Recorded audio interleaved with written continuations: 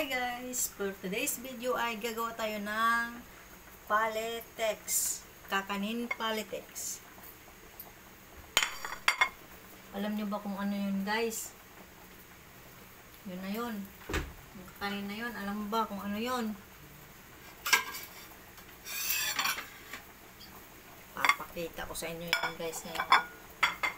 Kung ano yung Palettex. Palettex for today's video is Palettex. Ang ating recipe for today. Kakaning Palettex. Ayan. Kunting kembot na lang to. Kunting kembot. Luto na yan. At saka guys, madali lang gumawa ng Palettex guys. Simpleng-simple lang ito. 1 cup of glutinous rice flour.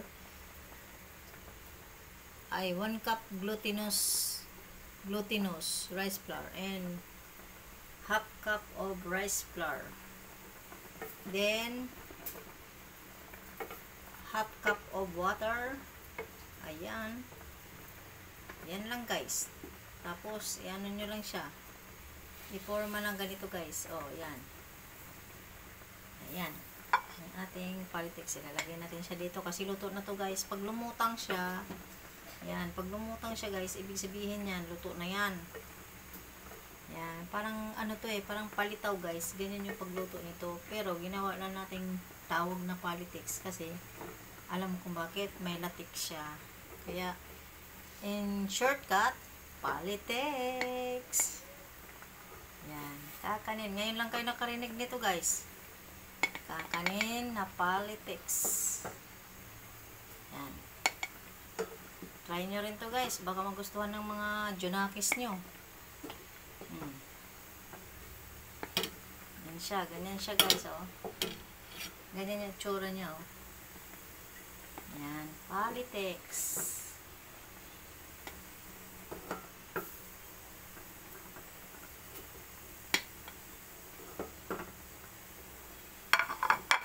Siya. Ay, yung mga ano na yan, yung mga may forma na yan, lalagyan natin ngayon yan siya ng latik. Yan guys. Yan ang aking kakanin recipe today. Hindi nyo ba alam guys na marami akong alam ng kakanin na Bisaya. Yan.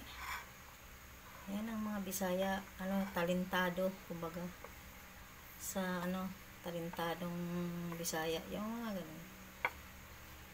Yan, sasalang natin ang ating latik. Ito guys, yung ating latik to guys. Yung latik naman natin guys, dinurugan natin siya ng peanut. Kaya naman nagkagaganito siya, yan o. Yan o, yung kulay niya o. Ganito na siya guys. Malapot na siya. Pwede na natin to siyang isalin sa ating ginawang palitaw.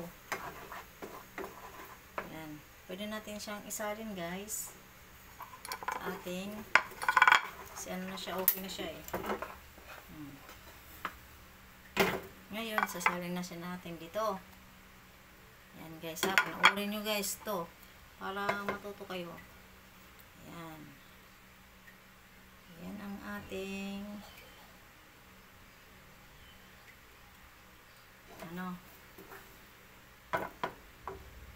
Palettex tawag dito Wait lang. Ano siya dapat kutsara kasi hirapan siya nahirapan siya magsandok. Yan guys. Girahin nyo lang itong aking ginawa. Yan. Yan. Lalagyan natin sa gitna. Ayan. Para masarap. Ayan. Yan ang ating Palettex. Tawag dito Palettex Kasi niluto siya sa latek. Ayan. Ang ating ano, sobra pa siya.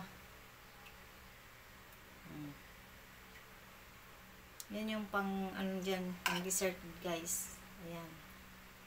Kaya pwede nyo itong gayahin guys sa inyong mga Junakis. For sure magugustuhan nila to guys. Napakasarap nito guys, promise. Ayan, ha? Simpleng lang. Simpleng kakanin. Ayan na siya. Politics. Thank you for watching guys. Follow for more.